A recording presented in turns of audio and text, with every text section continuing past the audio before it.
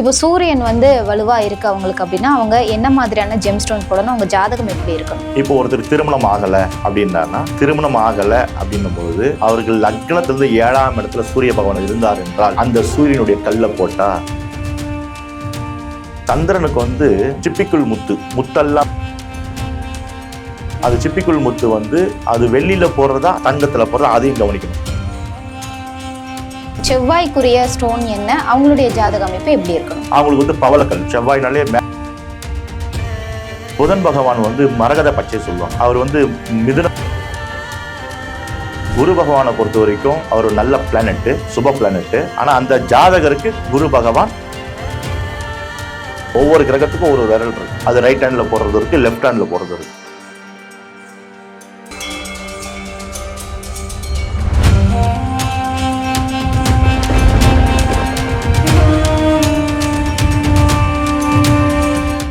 வணக்கம் சார்.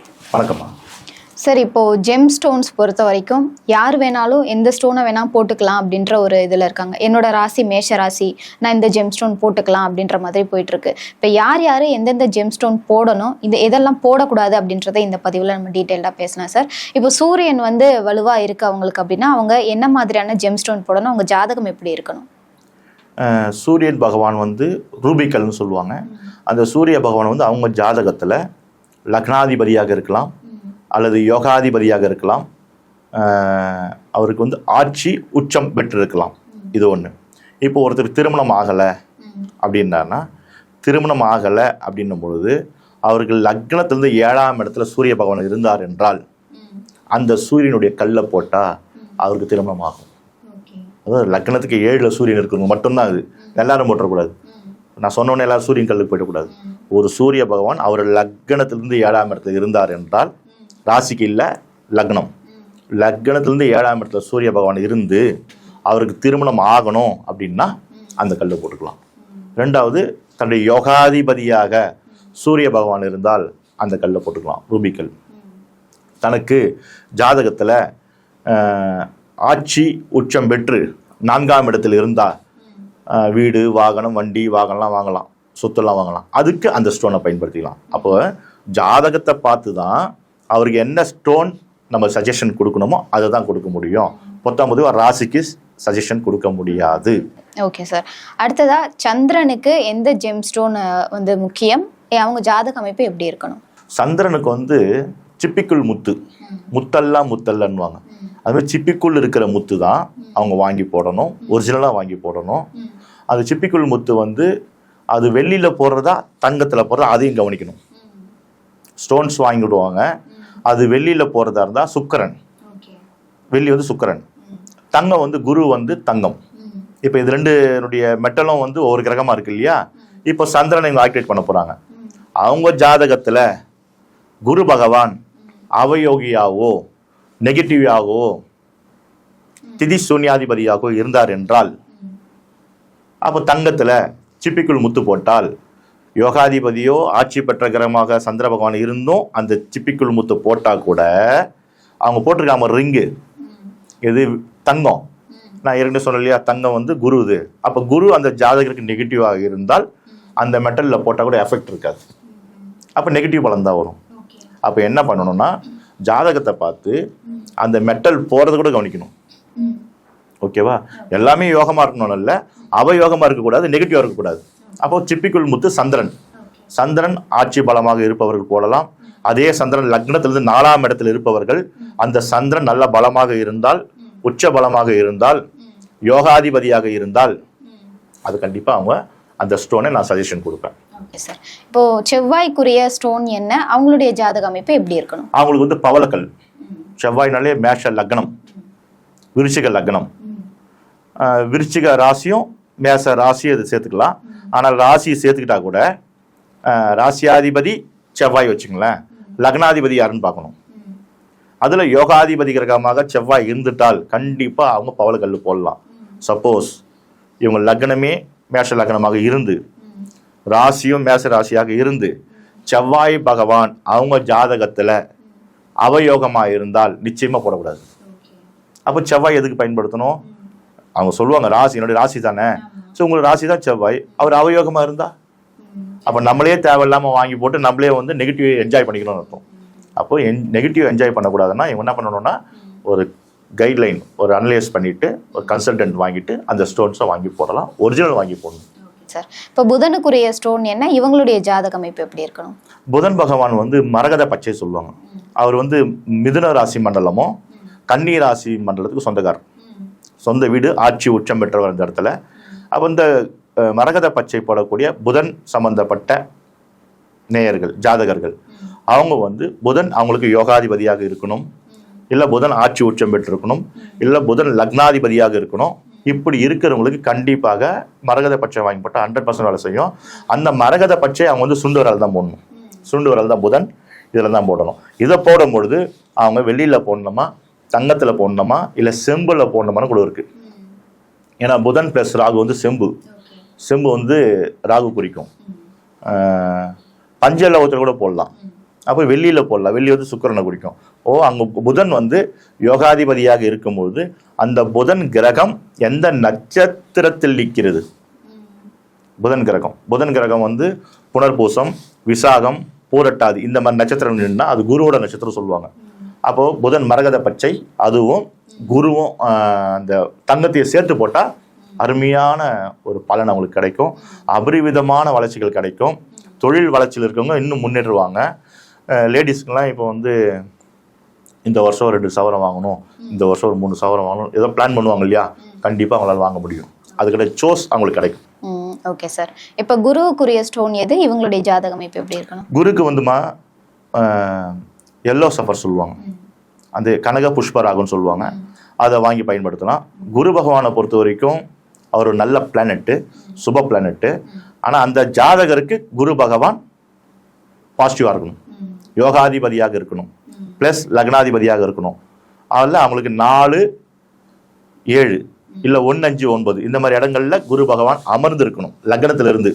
அப்படி அமர்ந்திருந்தால் குரு பகவானுடைய பார்வை லக்னத்துக்கு கிடைக்கும். 2வது அதே குரு பகவான் ராசியை பார்த்தாலும் ரொம்ப நல்ல பலன் தான். அதனால பார்வை ரொம்ப முக்கியம். அந்த குரு பகவான் அந்த ஜாதகருக்கு யோகமாக இருக்கிறது ரொம்ப முக்கியம்.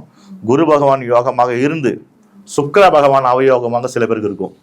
அப்போ என்ன பண்ணணும்னா அவங்க கனக புஷ்பராகம் வாங்கிடணும் கல், ஆனால் கண்டிப்பாக தங்கத்தில் தான் போடணும், வெள்ளியில் போடவே கூடாது. வெள்ளி வந்து சுக்கிரனுடையது, அப்போ வெள்ளியில் போடக்கூடாது. சில பேருக்கு ராகு அவயோகமாக இருக்கும், அப்படி ராகு அவயோகம் வந்து செப்பில் போடக்கூடாது. ஸோ அவங்களோட ஒரே சாய்ஸ் கனக புஷ்பராகம் எல்லோ சஃபர் ப்ளஸ் கோல்டு இதில் தான் போடணும். அதாவது எந்த விரலில் போடணும், ஆள்காட்டி விரல், குருனுடைய விரல், ஆள்காட்டி விரல் இதுதான் போடணும். எப்படி நான் புதன் இதில் சொன்னோம் அதுமாதிரி ஆள்காட்டி விரல். ஒவ்வொரு கிரகத்துக்கும் ஒரு விரல் இருக்குது, அது ரைட் ஹேண்டில் போடுறது இருக்குது, லெஃப்ட் ஹேண்டில் போடுறது இருக்குது, அதுவும் ஆமாம் அதுக்கும் இருக்குது. இப்போ சுக்கிரனுக்குரிய ஸ்டோன் எது, இவங்களுடைய ஜாதக அமைப்பு எப்படி இருக்கணும்? சுக்கிரனுடைய ஸ்டோன் வந்து ரிஷப ராசிக்கும் துலா ராசிக்கும் உடையது.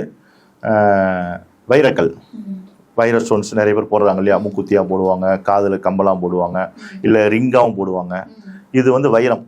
அப்போ அந்த வைரம் வாங்கி போடும்போது வெரி காஸ்ட்லி. அப்போ அந்த வைரம் வாங்கும்போது கூட சஜஷன் கேட்டு தான் வாங்கணும். நமக்கு லக்னாதிபதியாக இருக்கிறாரா, யோகாதிபதியாக இருக்கிறாரா, இல்லை சில பேர் திருமணம் தள்ளி போகுதா, அவங்களுக்கு லக்னம் 7ஆம் இடம், லக்னம் 7ஆம் இடத்துல சுக்கிர பகவான் இருந்தாருன்னா கண்டிப்பாக அந்த கல்யாணம் நடக்கிறதுக்கு வேண்டி இவங்க அந்த வைரக்கல்ல பயன்படுத்தா கண்டிப்பாக அவங்களுக்கு திருமணம் நடந்துடும். இந்த மாதிரி நம்ம பயன்படுத்திக்கலாம். அவங்களுக்கு வந்து ஜென்ரலாக வந்து மோதிர விரலில் தான் போடணும். ஆனால் இப்போ பெண்கள் எல்லாமே கண்டிப்பா ஒரு வைரம் மூக்குத்தியாவது போடணும்னு சொல்றாங்களே சார். பெண்கள்னாலே சுக்கிரன் தானம்மா, பெண்கள்னாலே பொதுவாக சுக்கிரனுடைய காரகத்துவம் அவங்ககிட்ட இயங்கும். ஆண்களுக்கு பொதுவாக செவ்வாயினுடைய காரகத்தை இயங்கும். செவ்வாயினுடைய காரகத்துவம்னா ஜடாகதம், புஜகதம், மீசை இதெல்லாம் வந்து செவ்வாய், ஒரு ஆக்ரோஷம், ஒரு வெயிட்னஸ் இதெல்லாம் இருக்கிறதுலாம் ஆம்பளைங்க. அப்போது ஆம்பளைக்கு செவ்வாயினுடைய காரகத்துவம். பெண்கள் வந்து பூவையர்கள் சொல்லுவாங்க. அவங்க வந்து இயற்கையாகவே கணிதமான மனம் படித்தவர்கள், இலக்கிய மனம் படித்தவர்கள். அவங்கள பார்க்கறதுக்கு அதாவது மேக்சிமம் ஒரு ஃபேன்சி ஸ்டோர் இருந்துச்சுன்னா அந்த ஃபேன்சி ஸ்டோருக்குள்ள யார் போவாங்க, மேக்சிமம் 99% அவங்க தான் போவாங்க. 1% ஜென்ஸ் போவாங்க. எதுக்கு போவாங்க, அவங்க வீட்டில் மனைவிக்கோ தங்கச்சிக்கோ வாங்குறது தான் போவாங்க. அவங்களுக்கு நாங்கள் எதுவும் கிடையாது. அப்போ சுக்கிரன்னாலே பெண்கள் தான். அதனால் சுக்கிரன் கண்டிப்பாக வந்து பெண்கள் வெள்ளி கொலுசு, காலில் மெட்டி இதெல்லாம் போடுறாங்க இல்லையா, வெள்ளி பயன்படுத்துகிறாங்க இல்லையா, இதெல்லாம் கண்டிப்பாக அவங்க பயன்படுத்தினா சுக்கிரன் என்ற பேட்டர்ன் அவங்ககிட்ட இயங்கும். சுக்கிரன் என்ற பெண்மைத்தன்மை அவங்ககிட்ட நல்லா இருக்கும். அதுக்கு வேண்டி அவங்க வைரக்கல் போடலாம். அது பொது பலன், பொதுவாக அவங்க போடலாம். ப்ளஸ் சில ஜாதகர்களுக்கு சுக்கிரன் அவயோகியா வருது, நான் பார்த்துருக்கேன். பெண்களுக்கே அவங்க வைரக்கம்பல் போட்டுட்டு சஃபர் ஆகிறாங்க, வெள்ளி போட்டுன்னு சஃபர் ஆகுறாங்க. நான் அதை ரிமூவாக பண்ணி சொல்லியிருக்கேன். கேட்கறதுக்கே ஒரு மாதிரி இருக்கும். ஆனால் ஜாதகம் பார்த்துடணும். பார்த்துட்டு அது இருந்தால் நம்ம அதுலேருந்து வேலையை வந்து நம்ம பாசிட்டிவாக போகலாம் இல்லையா, அது பண்ணிக்கணும். ஓகே, இப்போ சனிக்குரிய ஸ்டோன் எது, இவங்களுடைய ஜாதகம் எப்படி இருக்கணும் சார்? சனி பகவானை பொறுத்த வரைக்கும் மகரம் கும்பம் இந்த 2 ராசி மண்டலத்துக்குரிய அதிபதி சனி பகவான். அது ரெண்டுத்துலையுமே அவர் அதிபதி தான், ஆட்சி தான், ஆட்சி பெற்றவர் தான். அவருக்கு கருநீலம் சொல்லுவாங்க. கருநீலம் என்ற ஸ்டோன்ஸ் சனி பகவான் சில பேருக்கு யோகமாக இருக்கும், அவங்க அதை போடலாம். அவங்க வந்து நடுவிரலில் போடணும், ரைட் ஹேண்டில் நடுவிரலில் போடணும். அது தங்கத்தில் போடணுமா, வெள்ளியில் போடணுமா, செப்பில் போடணுமா, ஜாதகத்தை பார்த்து தான் போடணும். ஆனால் சனி பகவான் போடும்போது கொஞ்சம் உஷாராக போடணும். ஒரு டெஸ்டிங் பண்ணணும், 10 நாள் பாக்கெட்டில் வச்சுட்டு எப்படி ட்ரையல் பார்த்துட்டு அதுக்கப்புறம் தான் அந்த ஸ்டோன்ஸே நம்ம வந்து கையில் போடுறதெல்லாம் பண்ணிக்கணும். சனி பகவானுக்கு மட்டும் டெஸ்டிங் கொடுத்து தான் போட சொல்லுவோம். ஏன்னா எடுத்தவொடனே போடலாம். அவர் வந்து கர்மக்காரகன், ஆயுள்காரகன், தொழில்காரகன்.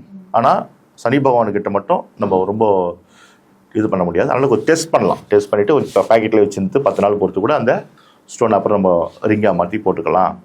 அப்போ அது வந்து அவயோகமாக இருக்கக்கூடாது. சனி பகவான் அவயோகமாக இருந்து இயற்கையாகவே அவங்க வந்து மகர ராசியோ கும்ப ராசியோ இருந்து சில பேர் சொல்லிடுவாங்க, மகர ராசிக்கு நீங்கள் கருப்பு கல் போட்டுருங்க, கருநீல கல் போடுங்கன்றுவாங்க. கும்பராசி கருநீல கல் போடுங்கன்றுவாங்க, போட்டுடுறாங்க. இவங்களுக்கு இயற்கையாகவே இவங்களோட ஜாதகத்தில் சனி பகவான் நெகட்டிவாக இருந்தார் என்றால் உள்ளதும் போச்சு, உள்ளதும் போச்சு. அதனால் அதை கொஞ்சம் பார்த்து கேர்ஃபுல்லாக பண்ணணும். இப்போ ராகுக்குரிய ஸ்டோன் எது, இவங்களுடைய ஜாதகம் எப்படி இருக்கணும் சார்? ராகுக்குரியது வந்து எல்லா கட்டத்துக்கும் போகக்கூடிய ராகு. அவருக்கு சொந்த வீடு கிடையாது, எல்லாத்துக்குள்ளேயும் நுழைஞ்சு போகக்கூடியவர் தான் ராகு பகவான். அவருக்கு வந்து கோமேதகம் என்ற கல் வாங்கி போடலாம். அவருக்கு வந்து செம்பில் போகிறது ரொம்ப நல்லது.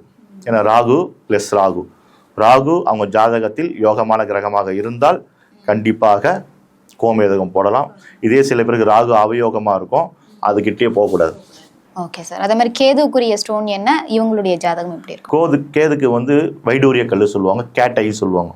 வைடூரியம் கேட்டை இதை பயன்படுத்தலாம். அது வந்து கேது பகவானுடைய கல். இதுவும் வந்து பொதுவானது தான். இது எல்லா கட்டத்துக்கும் போகக்கூடியது தான்.